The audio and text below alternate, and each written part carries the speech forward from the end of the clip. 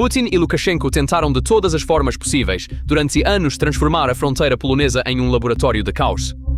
Ondas de refugiados, balões de contrabando, assédio com drones. Esta onda de caos foi uma tática suja que se espalhou de Varsóvia a Berlim e depois a Bruxelas. No entanto, a grande estratégia de guerra híbrida de Moscou e Minsk desmoronou em um túnel subterrâneo escuro. E na manhã de 21 de agosto, esse colapso mostrou sua face mais nova.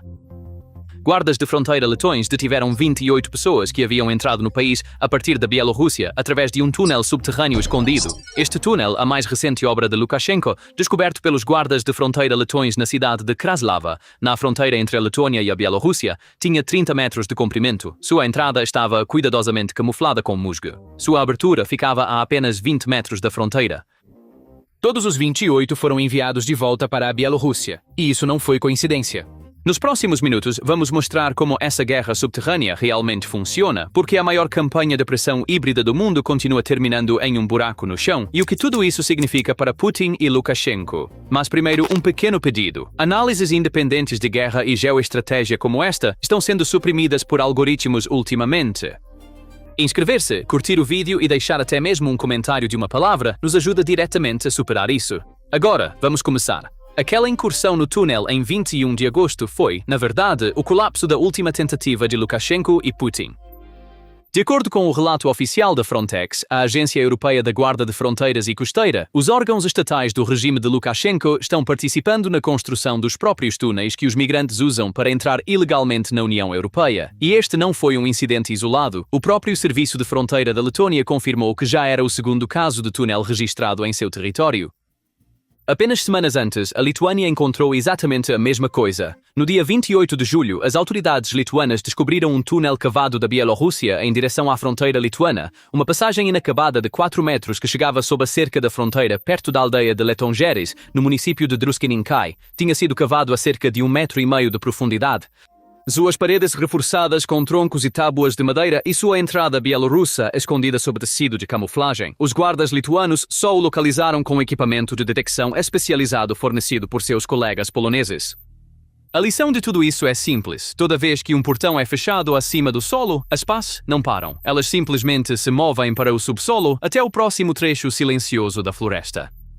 E os Estados Bálticos agora tratam essa fronteira exatamente como ela se tornou. Uma frente, não uma fronteira. Porque embaixo de cada um desses túneis está a mesma assinatura, Minsk.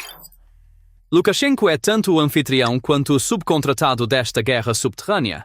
A mão que empurra migrantes para a Europa e a mão que os canaliza por baixo da linha são dois dedos do mesmo punho. E esse punho responde a uma capital muito mais ao norte, Moscou. Por anos, Minsk tem sido o guardião mais leal de Putin e a ferramenta mais afiada na linha de frente desta guerra híbrida. Mas para ver até onde essa tática subterrânea pode ser levada e por que, no final, ela colapsa, é preciso voltar 8 meses um pouco mais ao sul, ao longo da mesma fronteira, até a Polônia. A maior de todas os ensaios começa agora na tela. Na manhã de 11 de dezembro, guardas de fronteira poloneses descobriram que mais de 180 estrangeiros haviam cruzado a fronteira Polônia-Bielorrússia ilegalmente. Os migrantes entraram no território polonês através de um túnel subterrâneo cavado sob uma barragem perto de Narevka. Foi um movimento inesperado. Parecia engenhoso. No entanto, quando examinamos a anatomia técnica da infiltração, o que emerge é uma tática desesperada em vez de um gênio militar. Tudo começou na Voivódia da Podláquia, no leste da Polônia, perto do posto fronteiriço de Narevka. A mais recente ação dos serviços de inteligência russos e bielorrussos foi comprimida em um buraco subterrâneo de apenas 1,5 metros de altura. Mais de 180 pessoas, principalmente afegãos e paquistaneses, foram tentadas ser contrabandeadas para o território polonês através deste túnel. A região, com sua densa floresta e terreno pantanoso, historicamente forneceu cobertura natural para contrabandistas e tentativas de infiltração. No entanto, em 2025, essa vantagem geográfica se transformou em uma armadilha mortal para a Rússia devido aos sistemas eletrônicos integrados estabelecidos pela Polônia. O colapso da operação começou com o sucesso do sistema de barreira eletrônica de alta tecnologia da Polônia instalado ao longo da fronteira. Percebendo que a muralha física acima do solo era impenetrável, os planejadores de guerra híbrida tentaram ir para o subsolo, mas o que eles não contavam era que a doutrina de segurança de fronteira da Polônia incluía não apenas detecção visual, mas também detecção sísmica e eletrônica. Os sistemas eletrônicos integrados detectaram instantaneamente movimento subterrâneo. A cena na saída do túnel era de puro pânico. Os primeiros grupos a emergir do túnel subterrâneo já estavam cercados por guardas de fronteira poloneses, equipes policiais e cães de rastreamento. Mais de 130 pessoas foram imediatamente detidas na saída do túnel. Isso significava que a chance de a tentativa de infiltração permanecer em segredo foi eliminada no primeiro minuto. Na verdade, não foi apenas um túnel que desabou, mas todo o plano de jogo do Kremlin no terreno. O plano de Lukashenko e Putin encontrou um obstáculo semelhante na fronteira com a Lituânia. Em janeiro de 2025, o Serviço de Guarda de Fronteira do Estado da Lituânia descobriu outro túnel de 25 metros, escavado para fins semelhantes, perto da aldeia de Pachalchis. Esta situação confirma que a infiltração subterrânea não é um acontecimento isolado, mas sim uma estratégia sistemática de desespero. E o resultado foi o mesmo em ambas as frentes. A tecnologia esmagou as táticas primitivas de túnel. Este túnel de 100 metros é, na verdade, apenas a parte visível e mais fraca do iceberg. O colapso em Narevka estava criando um efeito dominó em escala continental muito maior, estendendo-se de Varsóvia a Berlim e depois a Bruxelas. Olhando para os números e estatísticas, podemos ver mais claramente a escala da ameaça que estamos enfrentando e por que a Polônia reagiu de forma tão severa. De acordo com dados compilados pela Charter 97 e pelo Instituto Lansing, o número de tentativas de travessia ilegal interrompidas nas fronteiras da Polônia, Lituânia e Letônia nos últimos 4 anos atingiu 200 mil. E quase 150 mil desses casos ocorreram na fronteira polonesa. Esta é uma massa humana massiva, equivalente à população de uma cidade europeia de tamanho médio. O que aconteceu na fronteira polonesa não foi um influxo aleatório de migrantes. Foi uma ação híbrida, coordenada, planejada pela Rússia e implementada no terreno pela KGB bielorrussa. Vladimir Putin e Alexander Lukashenko visavam paralisar o flanco leste da OTAN, desgastar as forças de segurança, polarizar as sociedades e mergulhar a UE no caos político, usando essa multidão de 200 mil pessoas como uma arma biológica ou bala humana. No entanto, essa estratégia saiu pela culatra com a última jogada da Polônia e se transformou em um bumerangue auto-infligido para a Rússia. O aspecto mais crítico e, para a Rússia, mais devastador do efeito dominó é a tática magistral de judô diplomático da Polônia na gestão desta crise. O objetivo de Putin era enfraquecer a Polônia e criar tumulto interno, mas Varsóvia captou essa ameaça no ar e a usou como o pretexto perfeito, casus belli, para montar uma armadilha legal massiva que estrangularia economicamente a Rússia. O governo polonês invocou as disposições de segurança nacional do Código de Fronteiras de Schengen da União Europeia ao trazer à tona descobertas de túneis, aumento da agressão e violações de fronteira. O resultado? A Polônia decidiu estender seus controles de fronteira e regime de inspeção rigoroso com a Alemanha e a Lituânia até abril de 2026. Esta decisão não é um simples procedimento envolvendo o controle de passaportes. Significa sufocar todo o comércio terrestre, fluxos logísticos e mobilidade humana da Rússia e Bielorrússia para a Europa. As medidas anunciadas como temporárias tornaram-se permanentes e um muro intransponível graças à agressão implacável de Putin. O mecanismo dessa armadilha legal está tendo consequências devastadoras para a economia russa, que já está lutando com sanções. O endurecimento dos controles de fronteira e o fechamento efetivo das alfândegas levaram a filas de caminhões de quilómetros de extensão, interromperam cadeias de suprimentos e bloquearam completamente os canais vitais de importação paralela que a Rússia usa para contornar sanções e transferir tecnologia. Enquanto tentavam contrabandear um punhado de pessoas por túneis, perderam bilhões de dólares em tráfego comercial nas rodovias. Esta é a cegueira estratégica em seu melhor. A Polônia, citando a segurança das fronteiras, também bloqueou as últimas linhas de vida da Rússia para a Europa e fechou a válvula. Esta situação, como observam analistas do Instituto Lansing em seus relatórios, é uma resposta estatal coordenada de severidade sem precedentes a uma ação híbrida coordenada. Enquanto Putin esperava criar fissuras dentro da União Europeia e colocar países uns contra os outros, ele encontrou uma frente unida e sólida com Alemanha, Polônia e Lituânia, lado a lado, selando as fronteiras. E essa determinação compartilhada que se levantou contra Putin não se limitou à Polônia. Mostrou sua face mais atual em um movimento onde o palco não era mais subterrâneo, mas a própria fronteira, pois nesse mesmo trecho, todo o Báltico selou seus portões para a Bielorrússia, um por um. O movimento mais simbólico ocorreu em 31 de julho de 2026. A Letônia fechou Patanieki, sua última passagem aberta com a Bielorrússia, e apenas um dia antes culpou uma falha técnica. Seu próprio ministro do Interior havia alertado que essa fronteira não era mais segura por causa da guerra híbrida que a Bielorrússia estava travando. E cada portão que se fechava enquanto sufocava as rotas de caos da Bielorrússia prendia Kaliningrado ainda mais às frágeis linhas que o ligam ao continente. O fechamento da fronteira aprisionou não apenas migrantes, mas também o futuro logístico da Rússia. Além disso, este evento marcou um ponto de virada na política interna polonesa. A engenharia social de Putin falhou mais uma vez. O cálculo de Putin era que a crise migratória dividiria a sociedade polonesa e enfraqueceria o governo através de debates sobre direitos humanos. No entanto, como visto nas análises da Al Jazeera e nas observações em campo, teve o efeito oposto. O povo polonês começou a manifestar um apoio mais forte e mais alto às políticas de segurança rigorosas do governo em resposta à postura hostil da Bielorrússia e às violações de fronteira.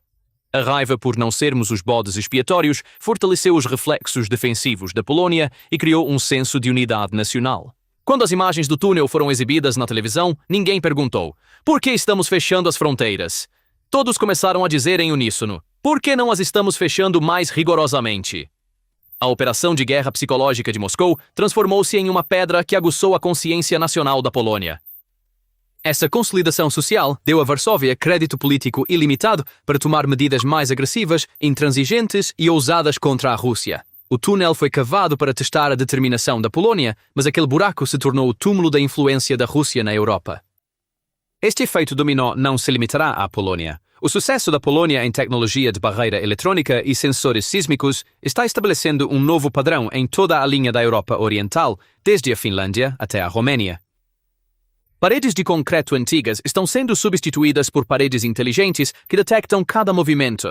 Esta situação está eliminando as capacidades de infiltração híbrida da Rússia, não apenas na Polônia, mas em toda a frente leste da OTAN. Agora, cada marco de fronteira, cada árvore e cada pedaço de terra se tornaram um olho vigiando a Rússia. O incidente do túnel foi o aviso final necessário para modernizar a arquitetura de segurança da Europa, e esse aviso foi atendido. Agora, os muros estão mais altos, os sensores mais sensíveis e os portões da Europa estão mais fechados do que nunca contra a Rússia.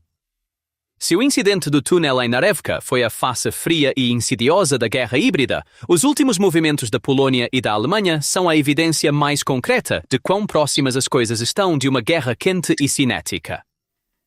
Enquanto sensores sísmicos caçam toupeiras no campo, um cenário muito mais assustador e sério está sendo discutido na mesa diplomática e nos quartéis militares. Pois nestes dias de agosto, entre 18 e 20 de agosto, durante 3 dias que pareceram um bloqueio aéreo, a OTAN exibiu essa determinação ao vivo sobre os céus de Kaliningrado. Aeronaves alemãs, americanas e da OTAN voaram lado a lado em uma operação aérea massiva e totalmente não anunciada ao redor do enclave, com mais de 50 aeronaves militares no ar. Menos um exercício do que uma rápida mobilização em um possível teatro de operações. As aeronaves sobrevoando mostraram o peso da mensagem: um avião de alerta antecipado I-3A da OTAN, um caça-submarinos P-8A e o mais impressionante de todos, uma aeronave de guerra eletrônica EA-37B Compass Call que decolou da Grécia e provavelmente acabou de servir nas operações americanas contra o Irã. Washington dirigiu tudo diretamente, e as palavras de um analista militar resumiram a situação. Esperamos que a Rússia tenha entendido a mensagem, e nada disso foi por acaso. A Rússia havia estacionado um navio de guerra armado com mísseis hipersônicos perto de uma ilha alemã no Báltico, enquanto um relatório do Telegraph, citando inteligência dos Estados Unidos, alertava que Moscou poderia, dentro de semanas, lançar um ataque limitado à Polônia ou a um dos Estados Bálticos. Nas mesmas águas, a cena havia se tornado um jogo de gato e rato. Um navio de superfície não tripulado dinamarquês estava seguindo um navio russo, enquanto um drone russo seguia esse navio por sua vez. A operação durou dias e alcançou até a Moldávia. Ao mesmo tempo, a Finlândia abriu uma investigação sobre uma suspeita de violação do espaço aéreo russo sobre o Golfo da Finlândia.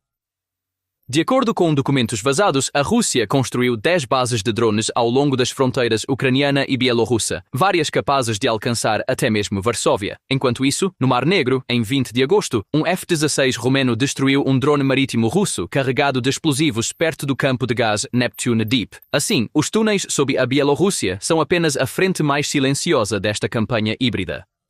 A mesma guerra está ocorrendo simultaneamente nos céus sobre Kaliningrado, nas águas do Báltico e nas profundezas do Mar Negro, e a OTAN agora responde a essa pressão não com notas diplomáticas, mas com aeronaves enchendo o céu. O flanco leste da Europa se transformou em um barril de pólvora, e o cerco ao vivo da OTAN não foi um impulso repentino.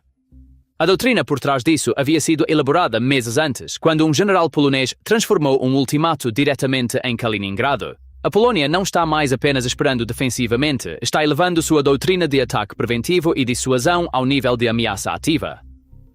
A expressão mais clara e chocante dessa mudança estratégica e desafio veio em 11 de dezembro do general Jarosław Gromadzinski, ex-comandante do antigo corpo do exército europeu. Deixando de lado a cortesia diplomática e a linguagem indireta, o general mirou diretamente o coração da Rússia no Báltico, sua base militar mais estratégica, Kaliningrado, e proferiu uma frase que entrará para a história militar: "Vamos queimar tudo dentro de 300 quilômetros e incendiar tudo dentro de 900 quilômetros." Esta não é uma declaração militar comum ou uma ameaça vazia. É um ultimato entregue a Moscou com coordenadas específicas. O momento da declaração do general não é coincidência. As palavras de Gromadzinski ganham seu verdadeiro significado quando lidas em paralelo com a crise do túnel e o aumento das violações de fronteira. Em resposta às tentativas da Rússia de infiltrar-se por baixo e assediar, a Polónia colocou firmemente sua capacidade de atacar de cima e destruir na mesa. O incidente do túnel deu a Varsóvia a oportunidade de articular sua doutrina de dissuasão nos termos mais fortes e de falar com a Rússia em uma linguagem que ela entende. O general afirmou clara e inequivocamente que, no caso de um possível ataque ou escalada, o exército polonês reserva-se o direito de entrar em Kaliningrado, colocar a região sob fogo e eliminar a ameaça em sua origem. Este é o sinal mais claro de uma mudança da doutrina tradicional de defesa passiva da OTAN para uma capacidade de ataque preventivo e destrutivo. Kaliningrado era o porta-aviões insubmersível da Rússia no Mar Báltico e uma adaga cravada no coração da Europa. No entanto, com a aquisição pela Polônia de novos sistemas HIMARS, baterias de mísseis de longo alcance e a clara ameaça do general, foi transformado de um elemento de força em um refém indefeso. A Rússia, já lidando com túneis e refugiados, agora enfrenta o risco de seu próprio território, seu ativo militar mais valioso, ser devastada. A declaração do general de que "nós vamos queimá-lo" não é uma hipérbole retórica, mas um reflexo do poder de fogo modernizado e formidável da Polónia. A presença militar russa em Kaliningrado agora não está apenas isolada, mas também presa em um potencial anel de fogo, e a ameaça do general não foi apenas conversa. Novamente, em agosto de 2026, o Ocidente estava armando materialmente o flanco leste da Polônia no terreno. Um C-5M Super Galaxy, a maior aeronave no inventário americano, decolou da base aérea de Dover e seguiu rumo ao aeroporto de Rzeszów, na Polônia, provavelmente com um porão cheio de mísseis destinados à Ucrânia, pois Rzeszów tem sido, desde o início da guerra, o ponto logístico crítico através do qual as armas ocidentais fluem para a Ucrânia. Então, mesmo enquanto generais marcavam Kaliningrado como alvo, aviões de transporte gigantes estavam transportando arsenais até a fronteira. O segundo e talvez mais inesperado movimento no jogo estratégico veio da Alemanha. A Alemanha, o gigante adormecido da Europa que tem sido reticente em questões militares, está passando por uma mudança histórica radical em sua política de defesa sob o novo chanceler Friedrich Merz. Imediatamente após a crise do túnel, o governo alemão anunciou que forneceria apoio militar prático direto à ambiciosa Operação Escudo Oriental da Polónia. Soldados alemães serão enviados para a fronteira polonesa a partir de abril para construir sistemas de trincheiras, colocar arame farpado e instalar barreiras para tanques. Pela primeira vez desde a Segunda Guerra Mundial, soldados alemães e poloneses estão cavando as mesmas trincheiras e ficando lado a lado na mesma frente contra um inimigo comum. Esta imagem é o pior pesadelo de Putin, uma Europa armada e unida que deixou o passado para trás e pegou em armas. A abordagem de Merz, a era de décadas de paz americana, acabou. Agora devemos defender nossos próprios interesses. É uma declaração de que a Alemanha não permanecerá mais passiva diante da ameaça russa, mas será um jogador ativo no campo.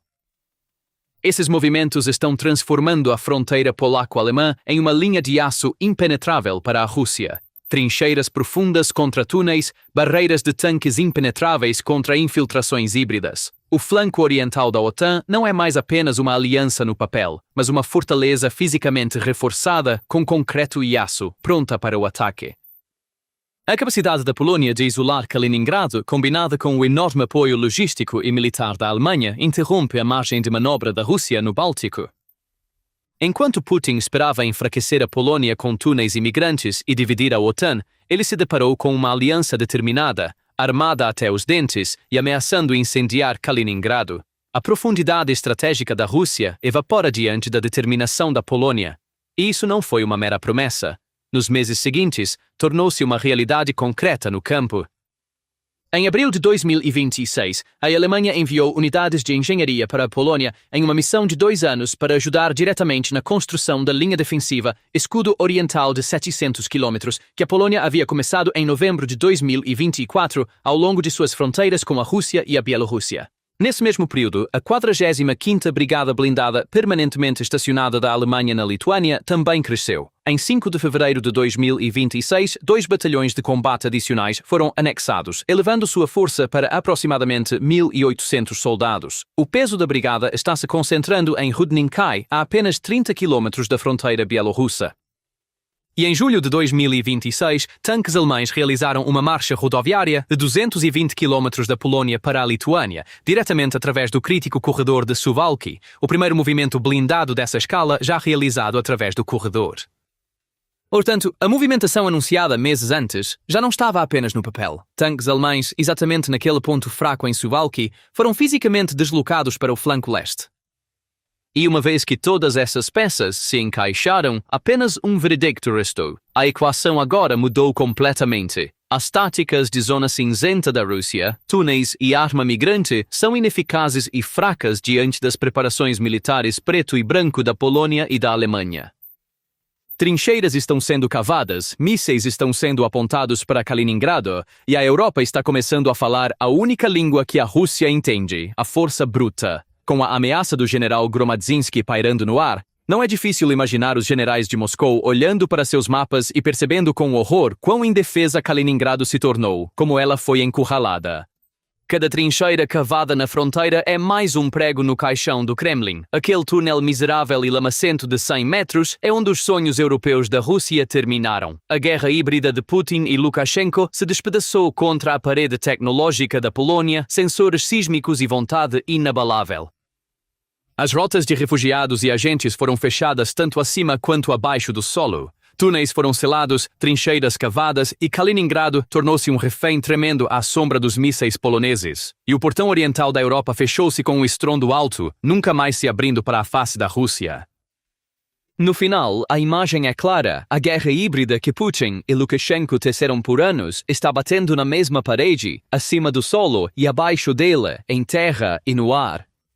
3 nações bálticas desconectaram seus sistemas elétricos da rede de energia da Rússia. As linhas de eletricidade com a Rússia e a Bielorrússia estão sendo desmanteladas. Pare de comprar qualquer tipo de recursos energéticos da Rússia.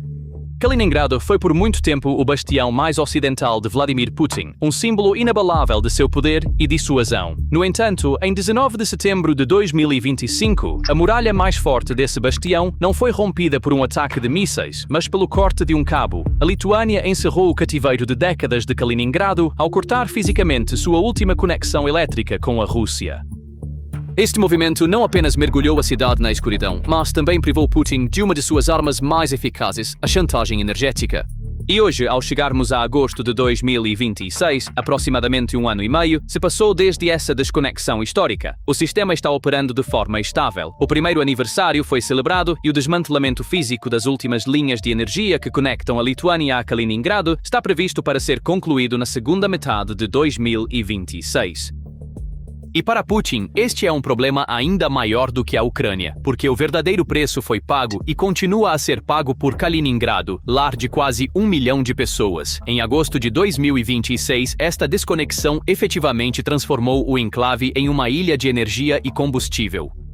A conexão elétrica foi completamente cortada, o acesso rodoviário foi restringido, o trânsito ferroviário foi reduzido e o reabastecimento marítimo caiu dentro do alcance dos drones ucranianos. Combustível é tudo aqui: geradores, produção de eletricidade, transporte, aquecimento e toda a vida diária dependem dele.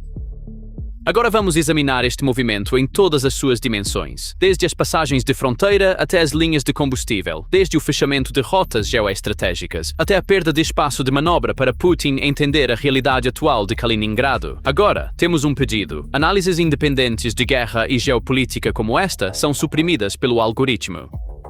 Inscrever-se, curtir e deixar um comentário ajuda diretamente este vídeo a alcançar as pessoas que gostariam de vê-lo. Agora vamos continuar. Primeiro, para entender por que essa decisão radical foi tomada, precisamos olhar como a Rússia usa a energia como uma arma. Por décadas, Estónia, Letónia e Lituânia estavam ligadas à Rússia através da rede Brel, estabelecida durante a era soviética.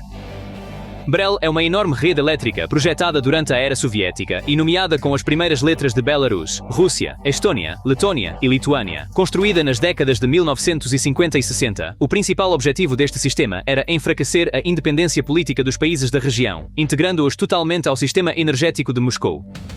Usinas de energia russas em centros como Smolensk forneciam energia para toda a região do Báltico a uma frequência fixa de 50 Hz, mantendo as luzes acesas de Tallinn a Kaliningrado. No entanto, isso não era um serviço de energia, mas sim dominação política. Com uma única ordem do Kremlin, as capitais bálticas poderiam ser mergulhadas na escuridão e no frio, no meio do inverno. Isso não era apenas um medo teórico. A Rússia já havia jogado essa carta de chantagem muitas vezes antes. Em 2006, quando a Ucrânia entrou em conflito com a Rússia sobre os preços do gás, o Kremlin fechou as torneiras. Em 2009, a Bulgária e a Roménia sofreram o mesmo destino. Quando a guerra começou na Ucrânia em 2022, a Gazprom interrompeu os envios de gás para a Polónia e a Bulgária, que se recusaram a pagar em rublos. A Rússia havia assim transformado seus recursos energéticos em uma arma política. Esta era uma corrente invisível de cativeiro que persistiu mesmo após a queda da cortina de ferro. Depois que Estônia, Letônia e Lituânia conquistaram sua independência em 1991, romper esse vínculo energético tornou-se seu objetivo estratégico mais importante, porque a Rússia tinha o poder de cortar a eletricidade que fluía pelas veias dos países bálticos com um único comando.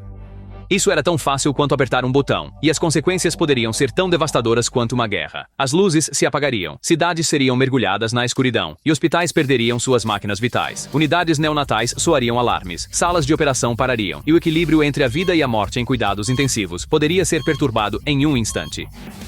Bombas elétricas parariam de funcionar, e a água deixaria de sair das torneiras. Durante a noite, sede, frio e caos reinariam. Por isso, a questão energética não era apenas um problema de infraestrutura, mas uma questão de sobrevivência para uma nação. Essa equação saiu pela culatra e atingiu Putin exatamente onde dói. E exatamente um ano e meio após essa ruptura histórica, em agosto de 2026, o verdadeiro rosto de Kaliningrado emergiu de uma forma muito mais dolorosa. Este enclave, lar de aproximadamente 1 milhão de pessoas, tornou-se não apenas uma base militar, mas também o símbolo tangível da maior vulnerabilidade logística e energética de Putin. Com o corte completo da conexão Brel, Kaliningrado transformou-se em uma ilha energética. Embora as usinas locais tenham teoricamente capacidade suficiente, o sistema permaneceu totalmente dependente de gás e combustível. O gás ainda chega através de um estreito gasoduto de trânsito pela Lituânia. Esta linha de vida pode ser cortada a qualquer sinal de tensão política. A geração de eletricidade, os geradores, o aquecimento e a vida diária estão todos ligados ao fornecimento de combustível. Em junho e julho de 2026, essa vulnerabilidade tornou-se dolorosamente evidente. Em junho de 2026, a demanda quase dobrou, com filas se estendendo por centenas de metros nos postos de gasolina e muitas bombas ficando secas. A administração regional foi forçada a impor um limite de não mais que 30 litros de gasolina e 60 litros de diesel por veículo a partir de 25 de junho. Pequenos postos pararam de vender ao público e começaram a atender apenas veículos oficiais. Grandes operadores como a Lukoil enviaram petroleiros adicionais. Até o governador Alexei Besprosvany foi forçado a admitir que a situação é realmente difícil. E Putin, apoiando o pedido do governador, ordenou remessas prioritárias de combustível.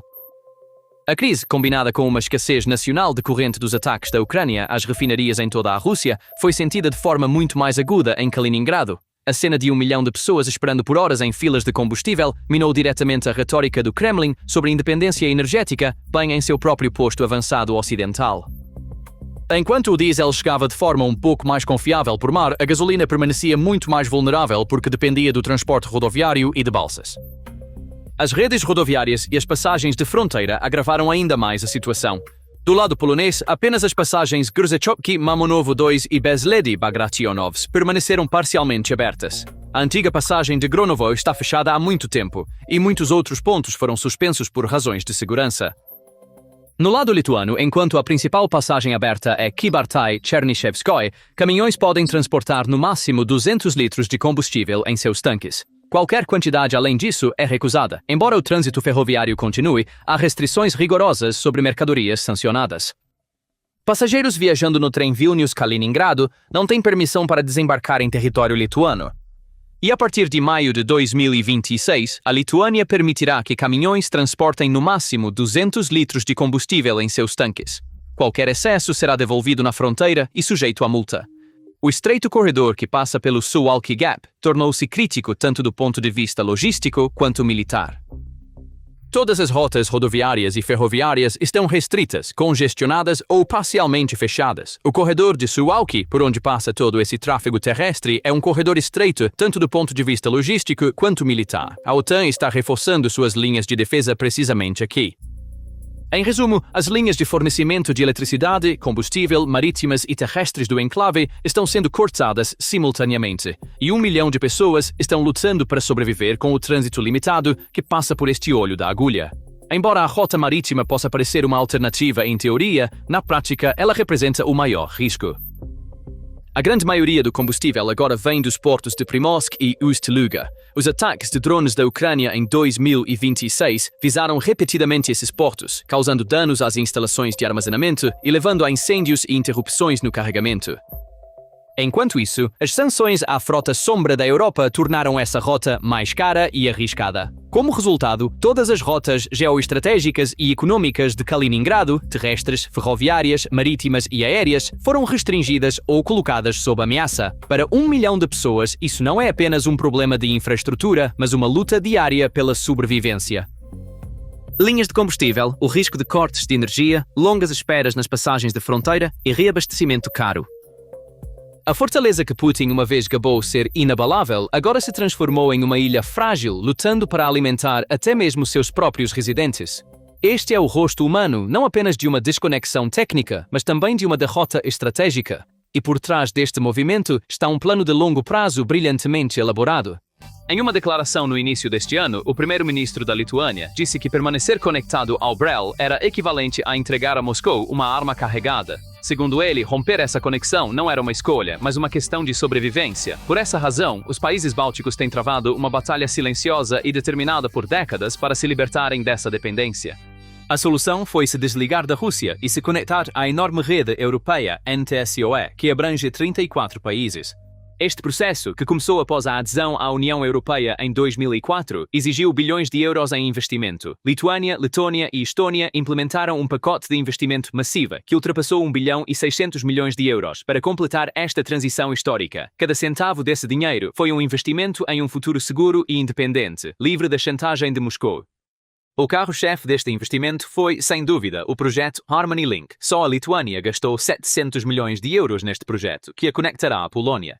Este projeto também demonstra a inteligência estratégica dos Estados Bálticos. Originalmente planejado para ser colocado debaixo d'água, este cabo de alta tensão foi redirecionado para uma rota terrestre mais segura e controlável, levando em consideração as crescentes ameaças militares da Rússia e o risco de sabotagem submarina no Mar Báltico. Isso não foi apenas uma escolha da engenharia, mas uma sábia precaução contra as ameaças híbridas do Kremlin. Ao mesmo tempo, a Estônia no norte completou o trabalho de modernização chamado Estlink 2, que aumentou a capacidade da conexão S2 entre ela e a Finlândia para 650 megawatts. Isso criou uma segunda linha de vida, conectando os países bálticos não apenas à Europa Central, mas também ao estável e rico mercado de energia escandinavo. A Polônia foi novamente a pedra angular deste projeto. Varsóvia não atuou apenas como um país de trânsito. Investiu bilhões de euros em novas linhas de cabo para fortalecer sua própria rede e assumiu o papel de principal porta de entrada e pilar de estabilidade, permitindo a plena integração dos países bálticos no sistema europeu. Todas essas preparações culminaram em um passo histórico em 8 de fevereiro de 2025. Naquele dia, as redes dos países bálticos se separaram do sistema russo e provaram que podiam operar de forma independente por um dia inteiro antes de se sincronizarem com a rede europeia. Para as pessoas comuns nas ruas de Vilnius, Riga e Tallinn, isso foi como uma declaração de segunda independência. Já não era Moscou, mas sim Bruxelas, que controlava suas luzes e aquecimento. Os efeitos positivos dessa mudança foram imediatamente aparentes. Os preços da eletricidade caíram 15% na Letônia, 12% na Estônia e 10% na Lituânia. A Letônia ganhou 50 milhões de euros em apenas 6 meses vendendo seu excedente de energia eólica para a Suécia. Os países bálticos conquistaram uma grande vitória sobre a Rússia, com seus 144 milhões de pessoas e economia de 2 trilhões de euros, não com tanques ou jatos, mas com engenharia e planejamento estratégico. A prova mais irônica de quão bem-sucedido foi este grande projeto de fuga e de quanto a reputação da Rússia como potência energética foi abalada, veio do lugar mais inesperado, Minsk. Até o regime de Alexander Lukashenko, o aliado mais leal de Putin, sinalizou que o país poderia um dia se libertar da dominação energética de Moscou ao insinuar que poderia desenvolver fontes de energia alternativas à Rússia até 2027. Isso não é um sinal de traição, mas um grito de desespero. Até Lukashenko vê como o sistema energético russo do qual depende se tornou pouco confiável e instável devido à guerra, sanções e sua própria decadência interna. E hoje, ao chegarmos a agosto de 2026, aproximadamente um ano e meio se passou desde essa desconexão histórica. O sistema está operando de forma estável. O primeiro aniversário foi celebrado e o desmantelamento físico das últimas linhas de energia que conectam a Lituânia a Kaliningrado será concluído na segunda metade de 2026. As linhas bielorrussas, por sua vez, serão totalmente removidas até meados de 2027. Mas os bálticos não pararam por aí. Com o mesmo ímpeto de cortar o último laço, surgiu uma nova iniciativa. O projeto planejado Baltic-German Power Link entre Alemanha, Letônia e Lituânia transmitirá até 2 gigawatts de capacidade diretamente de parques eólicos offshore para a região do Báltico através de um cabo submarino de aproximadamente 600 quilômetros. Uma carta de intenção oficial e anúncio de planejamento para este projeto foi feita por volta de 5 de agosto de 2026, com a decisão final esperada até o final de 2026 e a construção programada para ocorrer nos anos seguintes. Uma vez que esta linha estiver concluída, os países bálticos não apenas permanecerão independentes, mas também se tornarão exportadores líquidos de energia. Então, o que você acha? Esses túneis subterrâneos e esse aumento militar em torno de Kaliningrado são uma campanha de pressão que quebrará os bálticos ou um erro estratégico que encurralou a Rússia dentro da sua própria fortaleza? Deixe seus pensamentos nos comentários. Vamos lê-los ao vivo. Para se manter atualizado sobre as análises exclusivas de guerra e geoestratégia da PPR Global, por favor, inscreva-se e ative as notificações. Obrigado por nos escolher.